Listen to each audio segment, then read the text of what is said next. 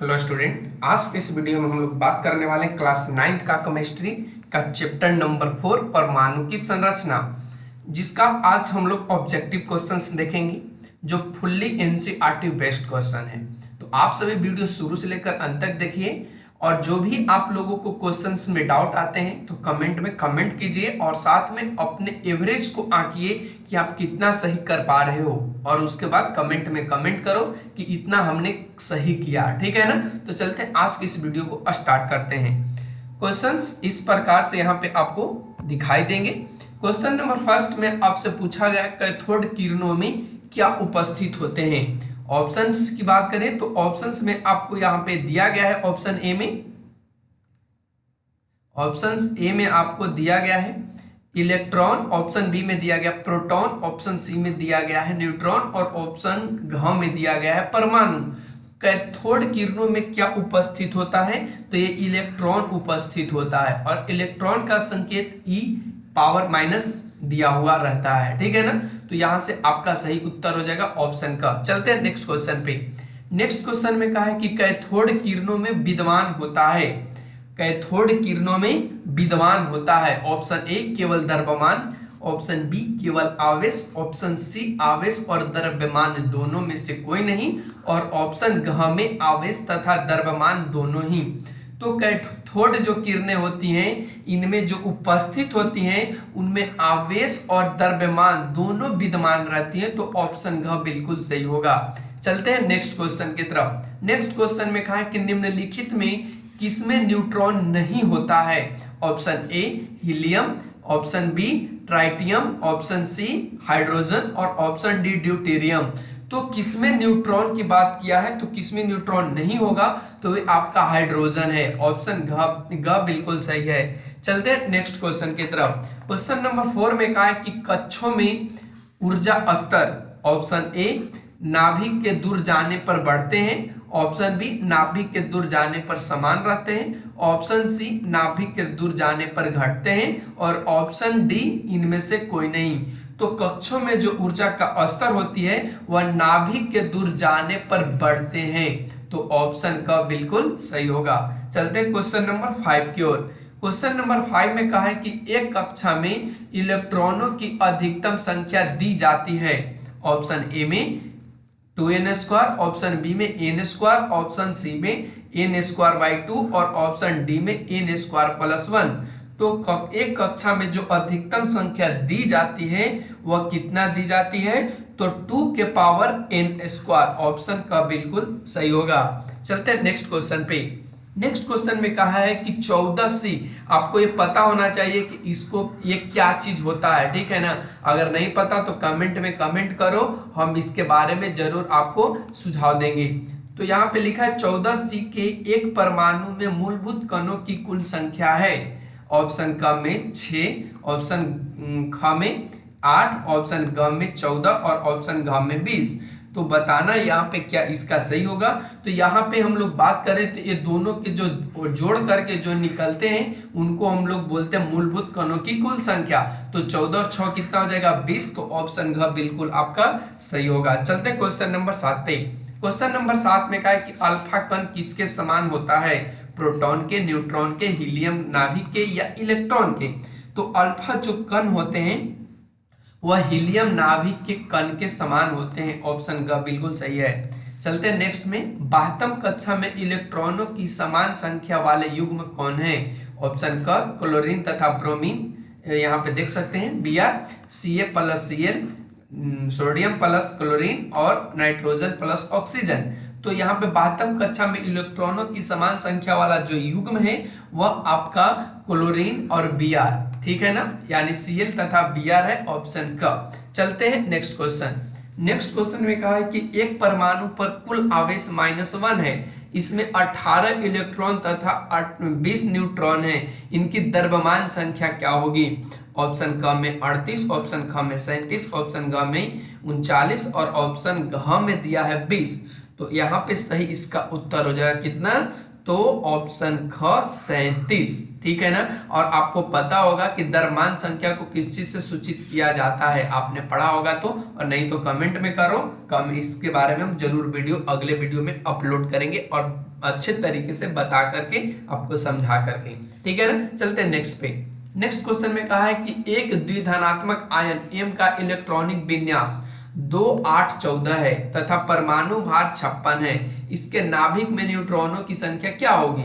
Option क में 30, option ख में 32, ऑप्शन ग में 34 और ऑप्शन घ में 72। तो यहाँ पे 2 8 4 कहा है और परमाणु भार 56 है, तो नाभिक में न्यूट्रॉनों की संख्या क्या हो जाएगी? तो ये 30 हो जाएगी। क्या हो जाएगी? 30 हो जाएगी। चलते हैं नेक्स्ट क्वेश्चन की तरफ। नेक्स्ट क्वेश्चन में कहा है कि 40 19 के -1 दिया है पावर में इलेक्ट्रॉन की संख्या क्या होगी? ऑप्शन क में 19, ऑप्शन ख में 20, ऑप्शन ग में 18 और ऑप्शन घ में 40। तो यहाँ पे इसका सही उत्तर हो जाएगा कि 20, ठीक है ना, 20। चलते हैं नेक्स्ट क्वेश्चन की तरफ। नेक्स्ट क्वेश्चन में कहा है कि परमाणु के नाभिक के नजदीक कौन सी कक्षा होती है? K होती है, L होती है, M होती है, N होती है। तो परमाणु के नाभिक के कक्षा के जो नजदीक होती है वह आपका K होती है। इस तरीके से सेल का निर्माण होता है, आपने पढ़ा भी होगा। चलते हैं नेक्स्ट क्वेश्चन में। नेक्स्ट क्वेश्चन में कहा है किस कक्षा या सेल में इलेक्ट्रॉन की सबसे कम संख्या होती है? K में, L में, M में, N में। तो बताना है, यहाँ पे सही होता है कि जो इलेक्ट्रॉन की जो संख्या कम होती है वो आपका कक्षा K में होती है। चलते हैं क्वेश्चन नंबर 14 की ओर। 14 में आपसे पूछा है निम्नलिखित तत्वों में किसका इलेक्ट्रॉनिक विन्यास 2 8 4 होता है? ये आपको बताना है, सोडियम का, सिलिकॉन का, सल्फर का या इनमें से कोई नहीं। तो इनमें जो इलेक्ट्रॉनिक विन्यास 2 8 4 होता है ये आपका देखने को मिल जाएगा सिलिकॉन का। तो 14 का ऑप्शन ख बिल्कुल सही है। चलते हैं नेक्स्ट में। नेक्स्ट में कहा है कि इनमें कौन अक्रिय गैस है? नाइट्रोजन, जिनॉन, क्लोरीन या ऑक्सीजन। तो यहाँ पे अक्रिय गैस की बात करा है तो अक्रिय गैस आपका जिनॉन हो जाएगा। इसी तरीके से रेडॉन भी होता है, क्रिप्टॉन भी होता है, फिर आर्गन भी देखने को आपको मिल जाएगा। तो यहाँ पे आपका ऑप्शंस के अकॉर्डिंग ऑप्शन ख होगा, जिनॉन। चलते हैं नेक्स्ट क्वेश्चन। नेक्स्ट क्वेश्चन में कहा है कि पदार्थ के परमाणविक सिद्धांत सर्वप्रथम किसने प्रस्तावित किया था? रदरफोर्ड ने किया था, जॉन डाल्टन ने किया था, जे थॉमसन ने किया था या नील्स बोर ने किया था? तो यहाँ से सबसे पहले करने वाले आपका थे जॉन डाल्टन साहब। ऑप्शन बी बिल्कुल सही होगा। चलते हैं नेक्स्ट क्वेश्चन की तरफ। नेक्स्ट क्वेश्चन में कहा कि परमाणु के मौलिक कण हैं। परमाणु के कौन कौन से मौलिक कण हैं? इलेक्ट्रॉन, पॉजिट्रॉन या neutron, electron, proton, neutron, electron, proton, boson, electron, proton और मिजॉन। तो यहाँ पे परमाणु के जो मौलिक कण होते हैं वो इलेक्ट्रॉन, प्रोटॉन और न्यूट्रॉन होते हैं। ऑप्शन बी बिल्कुल सही है। चलते हैं नेक्स्ट क्वेश्चन में। नेक्स्ट क्वेश्चन में क्या है कि परमाणु के नाभिक में स्थित कण है।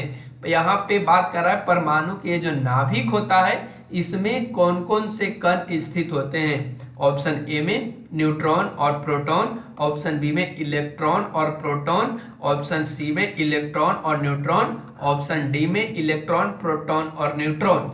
तो यहाँ पे बात करें तो यहाँ पे जो रहता है वह एनपी रहता है, ठीक है ना, एनपी यानी न्यूट्रॉन और प्रोटॉन। ऑप्शन ए बिल्कुल सही होगा। चलते हैं नेक्स्ट क्वेश्चन की तरफ। नेक्स्ट क्वेश्चन में क्या है, परमाणु मॉडल किसने प्रस्तुत किया था?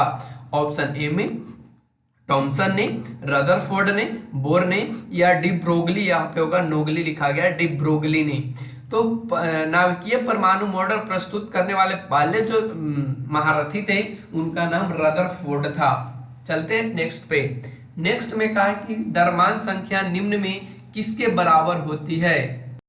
ऑप्शन ए की बात करें तो ऑप्शन ए में यहाँ पे दिया है, देखिए यहाँ से परमाणु संख्या, ऑप्शन बी में दिया प्रोटॉन की संख्या, ऑप्शन सी में दिया न्यूट्रॉन की संख्या और ऑप्शन डी में दिया प्रोटॉन की संख्या प्लस न्यूट्रॉन की संख्या। तो द्रव्यमान संख्या जो बराबर होती है वह आपका होती है प्रोटॉन संख्या प्लस न्यूट्रॉन संख्या। ऑप्शन बी बिल्कुल सही है। चलते हैं नेक्स्ट क्वेश्चन की तरफ। नेक्स्ट क्वेश्चन में कहा है कि द्रव्यमान संख्या निम्न में किसके बराबर होता है? आपसे पूछा गया है कि द्रव्यमान संख्या निम्न में किसके बराबर होता है। ऑप्शन ए में परमाणु संख्या के बराबर, प्रोटॉन की संख्या के बराबर, न्यूट्रॉन की संख्या के बराबर, या यहाँ पे दिया गया है प्रोटॉन की संख्या प्लस न्यूट्रॉन की संख्या।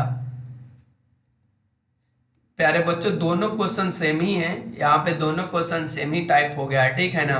तो यहाँ पे एक आप काम कर लोगे, लेकिन यहाँ पे ऑप्शंस भी चेंज करने होंगे। चलिए ऑप्शंस नहीं, यहाँ पे हम क्या कर देते हैं, ये द्रव्यमान के संख्या पे आपको यहाँ पे लिखवा देते हैं परमाणु संख्या, ठीक है ना। तो क्वेश्चन में पूछ लिया जाए कि परमाणु संख्या निम्न में किसके बराबर है, तो ऑप्शंस यही रहेंगे। तो यहाँ पे परमाणु संख्या किनके बराबर हो जाएंगे, तो उत्तर में ऑप्शंस यही है, तो ऑप्शंस यही में से आपको जवाब देने हैं। तो यहाँ पे इसका जो सही उत्तर हो जाएगा इसमें से एक चीज को आप चेंज कर लेंगे, यहाँ पे एक इलेक्ट्रॉन संख्या को ऐड कर लेंगे, ठीक है ना, इलेक्ट्रॉन संख्या को। तो यहाँ पे आपका सही उत्तर हो जाएगा कि जो परमाणु संख्या होता है वह इलेक्ट्रॉन संख्या के बराबर होता है।